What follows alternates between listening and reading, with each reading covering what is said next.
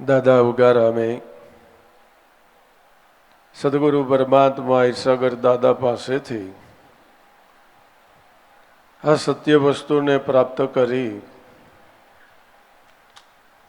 અને અંતરમાં ડૂબકી મારીને સાચા મોતી નામ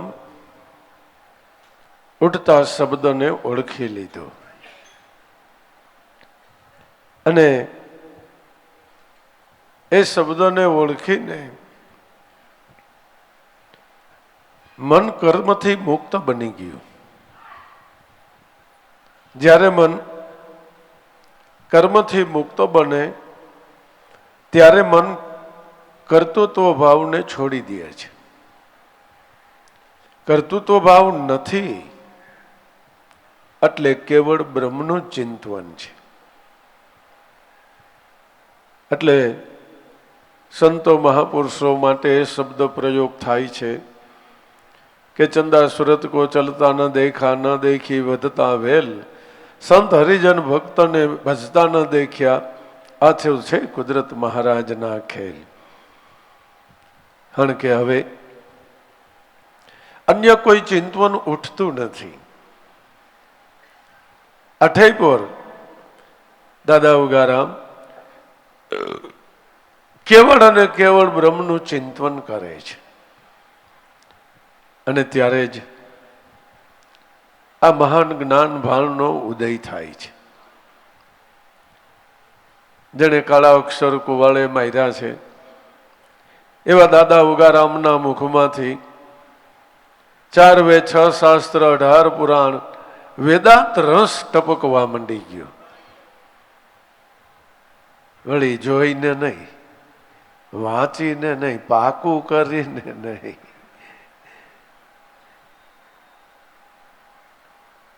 આપણે ભણતા બાળકો હોય તો ક ખ ગ એમ ભણે. પેલા કલમનો ક, ખડિયાનો ખ, ગણપતિનો ગ, ઘરનો ગ. પછી કકા બારખડી આવડી જાય એટલે એને શબ્દ રચના શીખવાડે, લખતા શીખવાડે, વાંચતા શીખવાડે. વાંચતા શીખતા હોય તો એવી રીતે વાંચતા હોય કે આ ભણે કાલે બાંદરા જવાનું છે, અટલે આજે તૈયારી કરી લઈએ. શીખતા હોય તે આમ હોય ને. બસ શીખે એટલે એ એક એક અક્ષર નહીં, શબ્દ રચના વાંચે. કે કાલે આપણે બાંદ્રા જવું છે તો આજે આપણે તેની તૈયારી કરી લ્યો. એક અભ્યાસ થયો તો એ અભ્યાસથી છૂટો છૂટો શબ્દ, આખો શબ્દ રચના આખી વાંચવામાં આવી ગઈ. વિવેકાનંદનો એવો અભ્યાસ હતો કે એ જેમ બાળક ક ખ ગ થી ચાલુ કરે ને એક એક અક્ષરને વાંચે અને પછી શબ્દ રચનાને વાંચે, વિવેકાનંદે એવો અભ્યાસ કર્યો કે આખી લીટીએ કાયરે વાંચે, પછી 2 લીટીએ કાયરે વાંચે, પછી આખું પાનું એ કાયરે વાંચે. અને જ્યારે વિશ્વ ધર્મ પરિષદ પ્રદેશમાં ભરાણી ને એમાં હિન્દુસ્તાન તરફથી વિવેકાનંદજી આધ્યાત્મિક ઉપર બોલવા માટે ઉભા કર્યા. એને બોલાવ્યા એટલે પેલા એને કાર્યની સૂચિ દીધી, ફાઇલ આપી. તો એને તો એક એક પાનું આમ ખોલીને જોઈ લીધું અને મૂકી દીધું. તો બધાને એમ થયું કે આ હિન્દુસ્તાનના સાધુએ આપણું અપમાન કર્યું. પણ જ્યારે એનો બોલવાનો વારો આવ્યો, એક 10 જ મિનિટ આપવામાં આવી હતી, પણ તરત જ બીજી 10 મિનિટ મંજૂર કરી, પછી 20 મિનિટ મંજૂર કરી, પછી 30 મિનિટ મંજૂર કરી. બધાને આશ્ચર્ય થઈ ગયું કે આને પણ કેવી રીતે વાંચી લીધું. એ એક અભ્યાસ કર્યો પણ એ વાંચીને કર્યો. ખ્યાલ આવ્યો? એ વાંચીને કર્યો. દાદા ઉગારામના જીવનનો પ્રસંગ છે કે ઓખાની અંદર મનુપ્રસાદ બાપા ઠાકરે એની બદલીની આ બંદર ખાતામાં ત્યાં થયેલી, એટલે ત્યાં દાદાને તેડાવ્યા પ્રોગ્રામ કરાવ્યા હતા. ઉગારામ દાદા ત્યાં પહોંચ્યા એટલે ઉગારામ દાદાને સૌ હૈડા મળ્યા. ઉગારામ દાદાએ હાથ મોટા પગ ધોઈને બધા બેઠા. એના મનુપ્રસાદ ઠાકરના પિતાશ્રી પ્રેમશંકર બાપાએ એક પુસ્તક ઉગારામ દાદાના પાસે ટેબલ હતું એની માથે મૂક્યું. આ વિશે કંઈક કયો દાદાને કહે. એટલે ઉગારામ દાદા એની માથે હાથ રાખ્યો. હાથ રાખીને સત્સંગ ચાલુ કર્યો. પંચીકરણ હતું. થોડી કલાક સત્સંગ કર્યો. પ્રેમશંકર બાપાની આંખમાંથી શ્રાવણ ભાદરવો હૈલો જાય. સત્સંગ પૂરો કર્યો એટલે લાકડી પડે ને એમ પડ્યા કે બાપા મને બીજો કઈ ભય નહોતો, પણ મને એમ કે મારો દીકરો મનુ ક્યાંય અંધશ્રદ્ધામાં ન ફસાઈ જાય ને બાપા, એટલે હું બીતો હતો, એટલે હું એને વારે ઘડીએ રોકતો હતો બાપા. પણ મનુ પ્રસાદને બોલાવીને કે મનુ આ બાપાને સંગ કહીએ મૂકતો નહીં હો, આનું જ્ઞાન 16 વાલને એક રતી માથે હાથ મૂકીને ખ્યાલ આવી.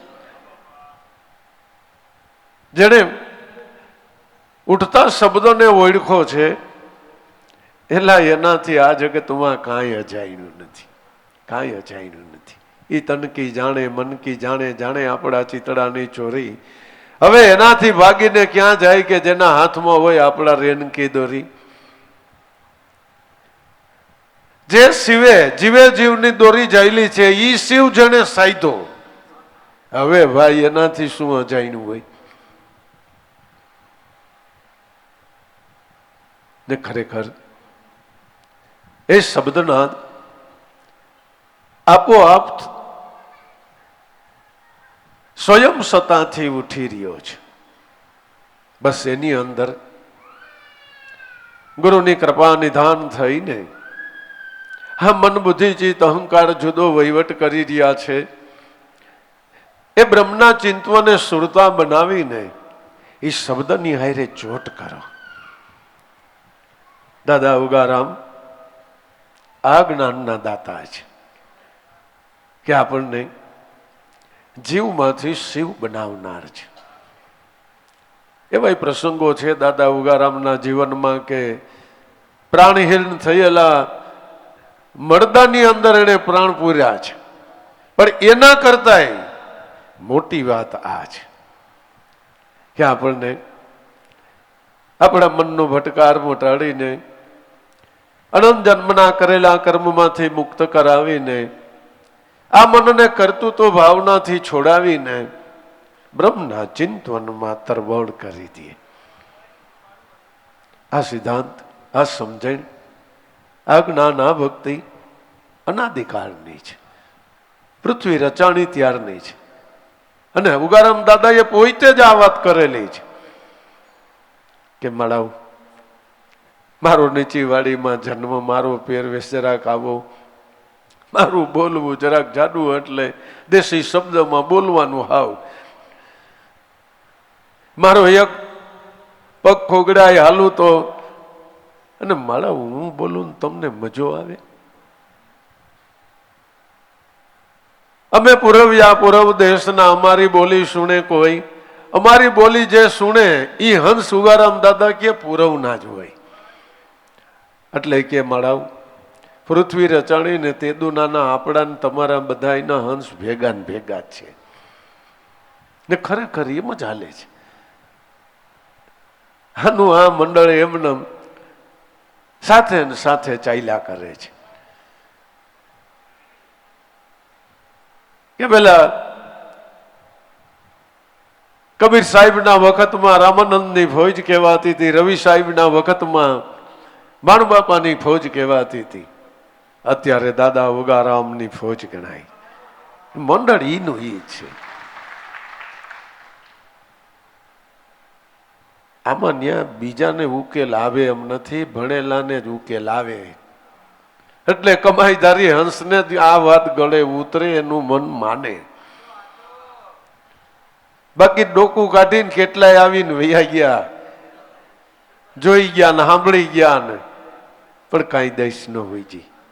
અને કોઈ નવો સાધક ભાવ ધરીને આવ્યો હોય, 6-8 મહિનામાં તો જાણે એ વર્ષો જૂનો સત્સંગી હોય એવા ભાવે રંગાઈ જાય. એ શું બતાવે છે કે એ પૂરવનો હંસ છે. ખરેખર એ પૂરવના હંસો એટલે આપણા ગતગંગાના સર્વે ભાઈઓ બહેનો. અનાદિકાળથી આ સત્યની વણજ ચાલી રહી છે. દેહરૂપી ખલકા બદલા કરે છે. જેમ બાણબાપા ને કબીર સાહેબ ને રામાનંદ ને રવિ સાહેબના ખલકા બદલી ગયા, દાદા ઉગારામ પુંજારામ હરજીવન રામના ખલકા બદલી ગયા, આપણે ખલકા બદલી જાય. અને આ ભક્તિ કાયમને માટે છે અને છે. એટલે આ જ્ઞાન જે સ્વરૂપ પ્રાપ્ત કરાવનારું જ્ઞાન છે, એક આબાદ વસ્તુ છે. દેહ કોઈનો આબાદ નથી, નહીં, દેહ ક્યારેય કોઈનો આબાદ નથી. જે સત્યનો પકડ કરી જાણશે, જે સત્યને માટે થઈને કુરબાન થાય છે, એટલે મનને મારશે અથવા તો દેહનું કઈ તિતિક્ષા ભોગવશે, એ આનો કાયમી અધિકારી બની જાય છે. બાકી મનના ડખે જો દેહ દશામાં વયા ગયા તો સત્ય વસ્તુ પછી સંગ નહીં જડશે, નહીં, પછી એનો સથવારો નથી. કાયમ સત્યનો સંગ કરવો હોય તો મન કર્મ વચનથી સત્યને એટલે નામને પરાયણ રહ્યો. મોટા પુરુષોએ શું કર્યું એ તો કયો તમે, કે એને કેવળ ભજન કર્યું, કેવળ અને કેવળ ભજન કર્યું, ભજન સિવાય કાંઈ નહીં. ગારામ દાદાએ શું કર્યું કે ભજન કર્યું. પૂજા બાપાએ શું કર્યું, ભજન કર્યું. હરજીવન દાદાએ શું કર્યું કે એલા બાપા ભજન કર્યું.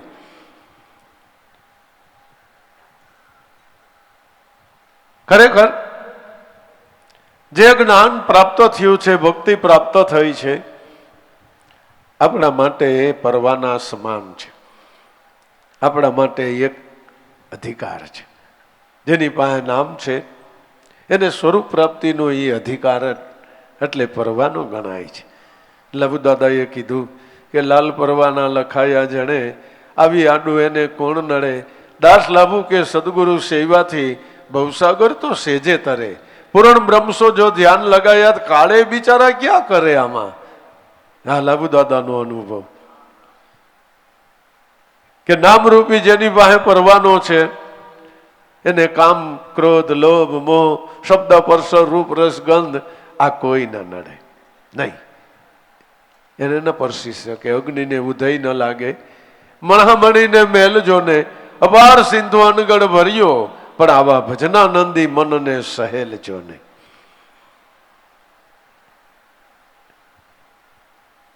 દાસ લાભુ કે સદગુરુ સેવાથી ભવસાગર તો સેજે તરે, પણ પૂરણ બ્રહ્મસો જો ધ્યાન લગાયા. એ કોણ છે? એક સગુણ બ્રહ્મ સદગુરુ છે. એક શ્વાસ અને ઉશ્વાસ રૂપી આપણો પ્રાણ આત્મા, અને એમાં મહાકારણ રૂપી એક શબ્દનાદ થઈ રહ્યો છે. આ પૂરણ બ્રહ્મ કહેવામાં આવે છે કે એને જાણ્યા પછી જાણવાનું કાંઈ રહેતું જ નથી. કારણ કે એ જાણપણામાં સર્વ જાણપણું સમાઈને રહેલું છે. એનાથી પછી કાંઈ છાનું નથી. પણ જે વાતો કરી રહ્યા છે એ આપણા દેહ મંદિરની વાતો ચાલી રહી છે. પણ દિલ કર દર્પણ મન કર મુખડું, અંદર જોઈ લે સ્વરૂપ તારું, મન કા માનેલા મેરામ નજરે તરસીએ, ઉન મૂર્તિકા તું કરી લેને દીદાર. મનવા માન કહ્યું તું મારું, રથા કહી રહ્યો છો મારું મારું. દિલ કર દર્પણ, દિલને દર્પણ બનાવી દે. પણ અટાણે દિલની આડું દેહ દશાનું દિબજાનું એક બાળું, એટલે દિલની આડું દુબજા રૂપી એક ઝાડું જામી ગયો છે. એટલે મનને પોતાનું સ્વરૂપ તેમાં દર્શાતું નથી. હું દેહ છું એ જ મનને સ્વરૂપ સમજવામાં આડરૂપ છે. મન એવી ચીજ કોઈ છે નહીં, મન જેવું કઈ છે જ નહીં. મન પોતે જ એક શબ્દરૂપ છે, પણ આડું દિલની દુબજાનું બારું છે, એટલે પોતાનું સ્વરૂપ એને દર્શાતું નથી. પણ અનેક જન્મ કો કાટ કાઢ્યો સદગુરુ શબ્દ સરાણ, પિંગળ કે મને હાથ આવી ગઈ સાચા રતનની ખાણ, એની થઈ ઓળખાણ મારા મનડાની હવે મટી ગઈ દાણાવાય. આવા ઝાડા તો કેટલાય જન્મ પ્રતિ જન્મના ચડ્યા હતા, પણ સંતોના સત્સંગે આ સ્વરૂપે ગુરુગમ થકી શ્વાસોશ્વાસની સાધનાએ ધીરે ધીરે ધીરે ધીરે જન્મ પ્રતિ જન્મના દુબજાના ધાડા નીકળી ગયા. પછી જેમ સેમ સ્વરૂપ દર્શાણું. શબ્દ જે નિરંતર આપ સ્વરૂપની અંદર ઉઠી રહ્યો છે, આત્મ સ્વરૂપની અંદરથી ઉઠી રહ્યો, આપમાં અગમ ઉગે એને જાણજો. ખરેખર એ ઉઠતો શબ્દ જો કોઈ સાંભળી લે, અનુભવી લે, દાદા ઉગારામ એમ કે છે કે ના કોટી છૂટી જાય કરમ. કરમ છૂટી ગયા, કરતો તો ભાવ ગયો.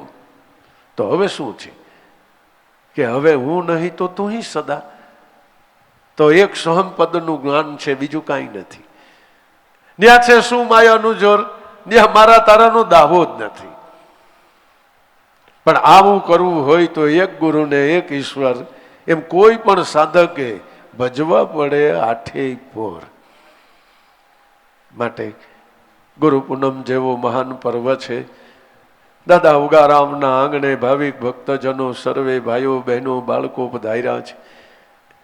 દાદાના આંગણે કાયમને માટે થઈને આ જ્ઞાનની ગુલતાની ચાલે છે. એમાંથી જે દેશી ભાષામાં દાદા કહેતા બે લબરકા લઈ લે એનું કામ થઈ જાય એમ છે.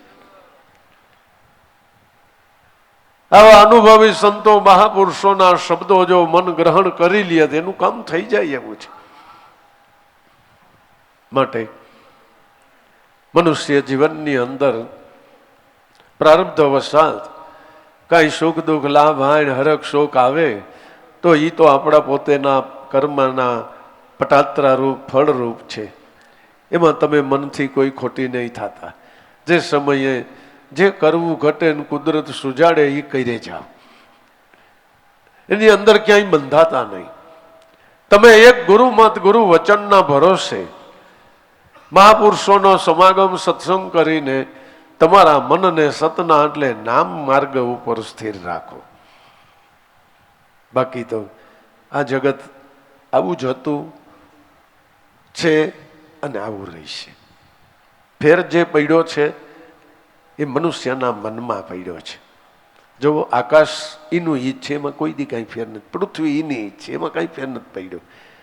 પવનમાં કાંઈ ફેર નથી પડ્યો. અગ્નિમાં કાંઈ ફેર નથી પડ્યો.